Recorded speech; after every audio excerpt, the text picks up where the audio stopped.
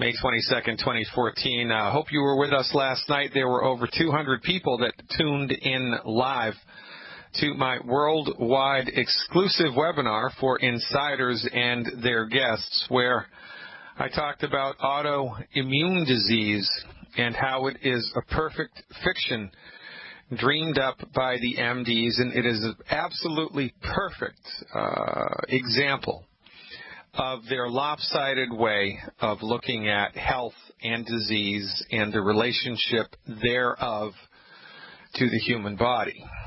They've got it inside out, upside down, backwards, and we all dance to their tune. And while we dance to their tune, their therapeutics are the leading cause of death in the United States, the leading cause of bankruptcy in the United States. And how could this be? Well, like the fellow said, the most expensive type of medicine is the one that doesn't work. The perspective, the philosophy of medicine that the MD is trained in is of extreme importance for people to understand. And today's Metaphysical Thursday, so it's worthwhile taking this apart a little bit. It's worthwhile taking this apart a little bit because from the proper perspective, everything makes sense. So, number one, your medical doctor does not own the domain of medicine. Nobody does. Medicine is like dogs. A lot of different dogs. They're all good for different things, right? Bloodhounds, good for finding lost people.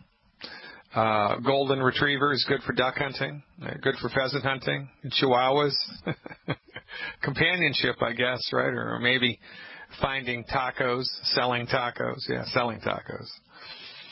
But, you know, you're not going to take a Chihuahua duck hunting. If you do, you're going to come back empty-handed because he's the wrong dog for the hunt. Well, medicine is similar. There are many different fields of medical discipline, many different fields of medicine, and they're basically organized into two camps.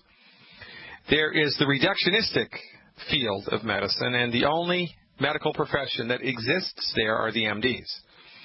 Every other system of medicine in the world, everything, from acupuncture to herbalism to homeopathy to traditional Chinese medicine to Ayurvedic medicine, naturopathic medicine.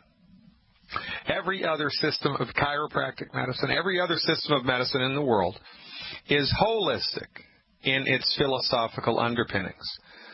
The only medicine that's reductionistic is the MDs. And you could also argue that osteopathy is, but it's rather a moot point, because osteopathy is no different anymore than MD degrees. There's no difference between the two, and they should eliminate those distinctions. Those distinctions went away after World War II. An osteopathic physician is no different than an MD in their training of how the body works. So we have the reductionistic camp and we have the holistic camp, and remember, the pharmaceutical industry and the American Medical Association have convinced you quite nicely over the course of the last 80 years that the only dog to take for the hunt in medicine is the MD, and that every other dog is, you know, a quack dog, back of the bus, alternative medicine, dangerous dog. Well, it's nonsense.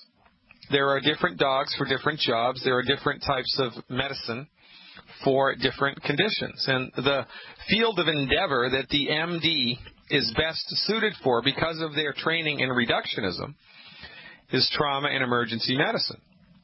This is, in fact, the thesis of reductionism. Reductionism argues there is no soul. The human body is a machine. It's a bag of biochemicals that happened by some type of evolutionary accident. It's, you know, life by fiat, life by accident, and basically there is no inherent healing ability inside the body. The body is just a bag of genes and biochemicals waiting to break. And once something breaks, it's not the reductionistic MD's job to figure out what caused it. It's the reductionistic MD's job to figure out how to manage the symptoms, because they've given up the search for the cure a long time ago. According to reductionistic philosophy, the body cannot cure itself. The body is, in a state of decay and dissolution every moment of every day, and it's only a matter of time until something breaks. And then thank God for the MD with their magic pills. They can keep your heart going, keep your blood pressure down, keep your cholesterol low, whatever. This is reductionism. Reductionism argues the human body does not have the ability to fix itself, and when you're sick, you're screwed. Your only option is to let the MD march in like a communist and control the innate workings of the human body with drugs and or surgery. Remember, the goal is not to cure. The goal is not to uncover the causative factor of the illness. The goal is to manage your symptoms with drugs or surgery.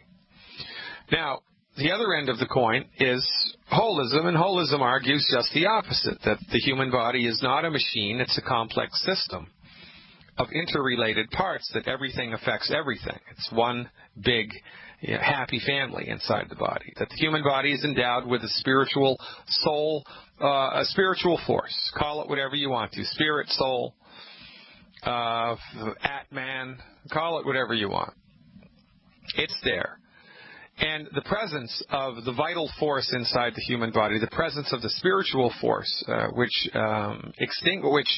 distinguishes a human being, brings intelligence to the human body mind, brings intelligence to the human body mind, and is in fact the thing that's responsible for all of the automatic goings-on that happen in the body every second of every day. Everything that happens in your body, there's billions of biochemical reactions that are happening right now. Why do you think that's happening? Is it the biochemicals that are doing it? Well, no, because when somebody's dead, the biochemicals stop working. 30 seconds after somebody's dead, it's the same biochemicals in the body as it was when the body was alive. So if it's just a biochemical soup, why have the biochemicals stopped working? Because the intelligence which informed them what to do has left the building. Elvis has left the building. That's why. But the MD is blind to this phenomenon. So holistic medicine argues, yes, the human body knows how to fix itself, the human body wants to fix itself, and the human body is attempting to fix itself all of the time. Nature is forcing the body into a state of dissolution, and the spiritual intelligence of the body, the vital force, is doing everything that it can to keep it together.